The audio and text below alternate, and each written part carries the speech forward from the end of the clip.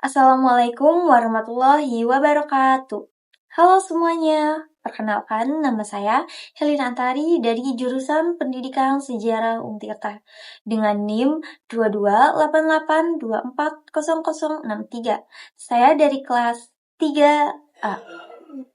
Teman-teman, di video kali ini saya akan mereview sebuah buku yang berjudul The Social World of Batavia, Europeans and Eurasians in Colonial Indonesia.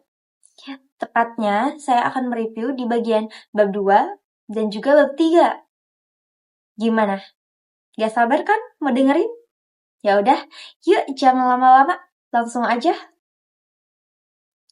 Jadi teman-teman, buku The Social World of Batavia ini itu menjelaskan kehidupan sosial di Batavia, mulai dari asal-usul kota, perkembangan masyarakat kolonial, hingga dinamika budaya antara orang Eropa, Asia, dan juga Eurasia.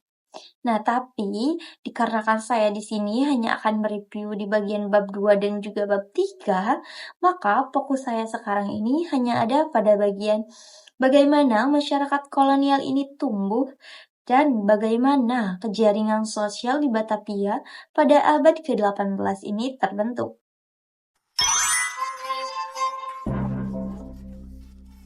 Nah, teman-teman, sekarang kita masuk ke bagian bab 2. Jadi, di bab ini itu menjelaskan bagaimana masyarakat kolonial Batavia mulai terbentuk sejak pertengahan abad ke-17.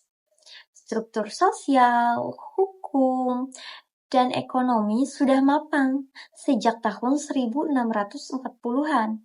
Hukum tentang pernikahan, tempat tinggal, bahkan hubungan antarasial membentuk komunitas yang stabil.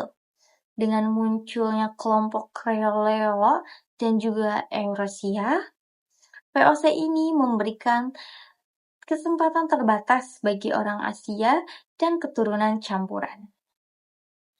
Tapi, jalur kesuksesan utama itu tetap melalui hierarki VOC. Karena gajinya itu rendah, maka pegawai ini sering melakukan perdagangan ilegal dan hanya pejabat tinggi yang bisa melakukan itu. Karena jika pejabat tinggi, tanpa resiko besar jika melakukannya.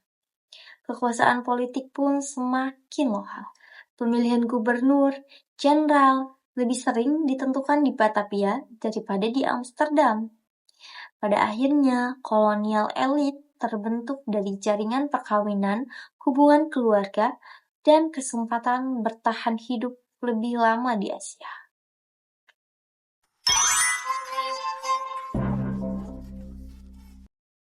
Nah, di bab ini menggambarkan Batavia pada abad ke-18 yang indah sekaligus rapuh.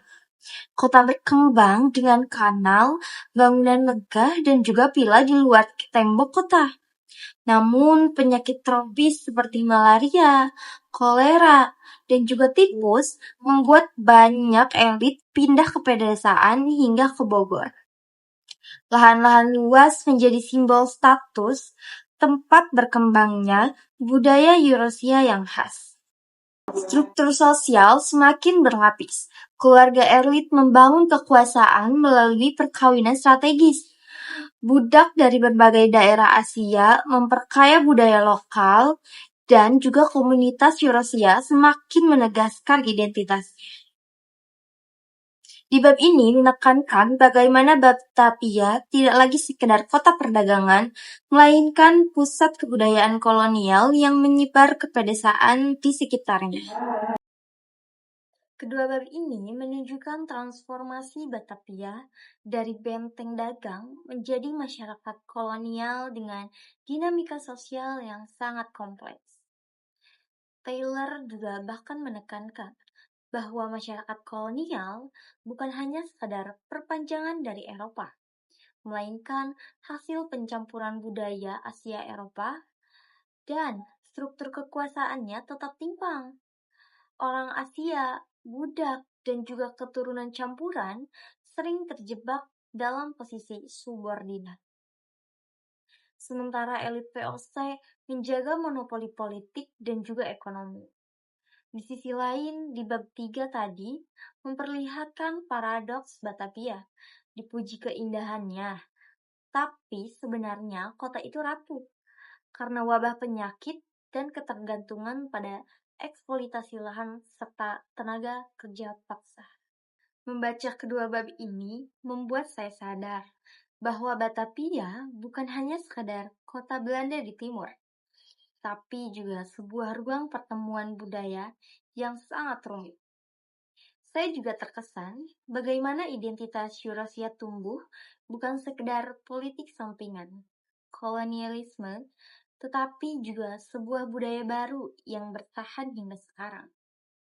Namun di sisi lain juga saya merasa miris melihat bagaimana kekuasaan VOC ini memaksa sistem keluarga dan perkawinan menjadi alat politik. Hal ini membuat saya jadi berpikir bahwa warisan kolonial tidak hanya berupa bangunan, tapi juga pola sosial dan mentalitas yang masih terasa hingga kini.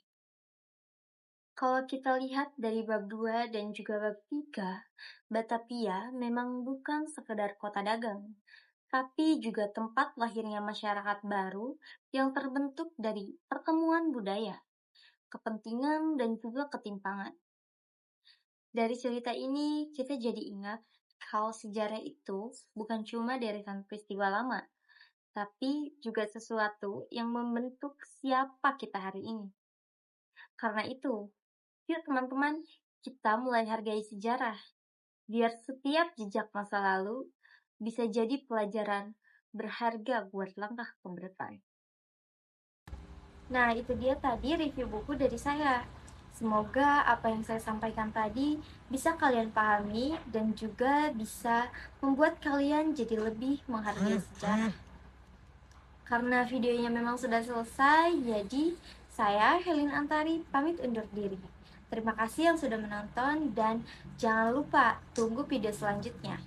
Bye!